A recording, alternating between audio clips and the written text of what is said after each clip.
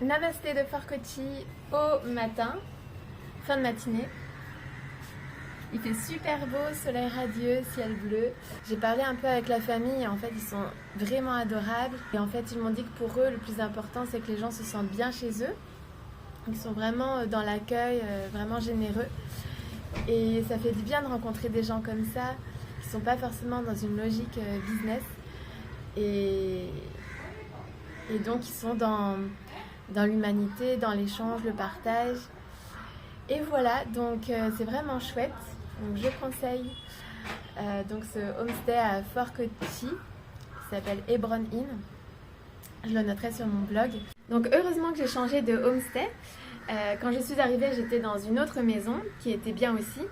Mais c'est vrai que j'avais moins le feeling. Et en fait, il y avait un bruit qui me gênait pour dormir. C'était le bruit d'un moteur de clim la nuit. Et en fait, ils ne pouvaient pas vraiment le couper. Donc c'est vrai que mon ressenti me disait de changer. Et à la fois, j'avais la flemme parce que je venais d'arriver. Et j'avais pas envie de bouger tout de suite. Mais finalement, c'est la femme qui m'a elle-même dit que ce serait peut-être mieux pour moi que je change de maison.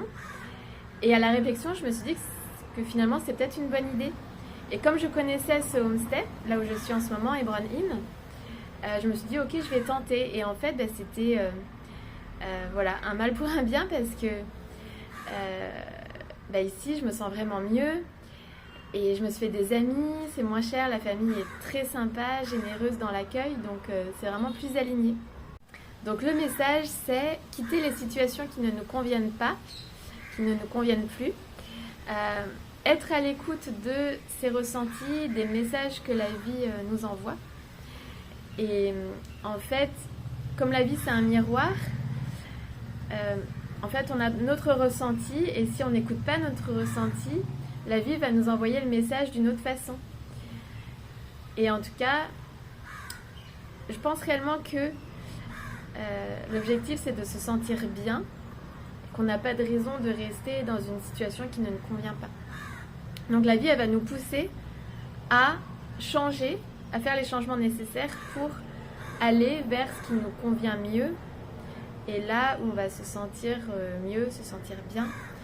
J'ai distingué plusieurs situations où on doit faire des changements et c'est souvent le cas en étant nomade puisque je change souvent de lieu et en fait le fait d'être toujours en mouvement donc c'est le changement perpétuel. En fait c'est la vie, on s'en rend d'autant mieux compte je trouve quand on est nomade. Et en fait donc j'ai observé les situations où je me sens mal. Et là, je sais que je dois faire un changement parce que c'est un ressenti intérieur fort. Et la vie aussi, du coup, en résonance, en miroir, m'envoie des messages qui m'invitent à changer. Donc là, je sais que je dois faire un changement. Et ensuite, il y a d'autres situations où je me sens pas spécialement mal. En fait, ça va, c'est neutre.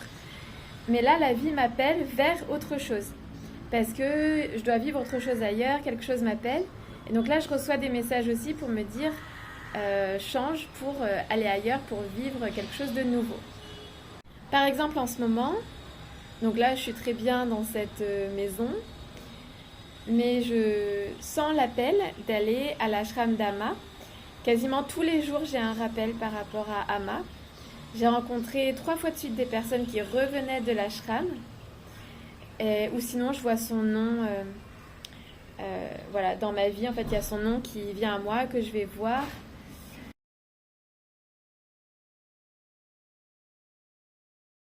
Et donc je sais que dans quelques jours, je vais sûrement aller à l'ashram d'Ama. Je sens vraiment l'appel. Et voilà. Donc là, c'est pas parce que je me sens mal dans la maison, mais c'est simplement que autre chose m'appelle ailleurs. Et donc, être à l'écoute de ça pour se guider. Et donc aller vers les situations qui nous appellent, tout simplement. Mais de toute façon, en ce moment, en tout cas ce que j'ai observé, c'est qu'on ne peut pas rester dans des situations qui ne nous conviennent plus longtemps parce que les énergies du moment font que on est poussé à faire des changements, faire les changements nécessaires pour aller de l'avant. Et donc je sais que il m'arrive de ne pas écouter mon ressenti, de ne pas écouter tout de suite les messages. Et quand c'est le cas, en fait, une situation se crée qui va me pousser à quitter une situation et en fait, je n'aurai plus le choix. Donc en fait, là, on n'est plus dans les énergies où on va tarder très longtemps. Là, on est plus dans des énergies où de toute façon, on doit s'aligner de plus en plus et donc faire les changements nécessaires pour être aligné. Alors, on peut ne pas écouter notre voix intérieure, nos ressentis et les messages qui nous parviennent. C'est peut-être ça le libre arbitre, c'est soit on écoute, soit on n'écoute pas.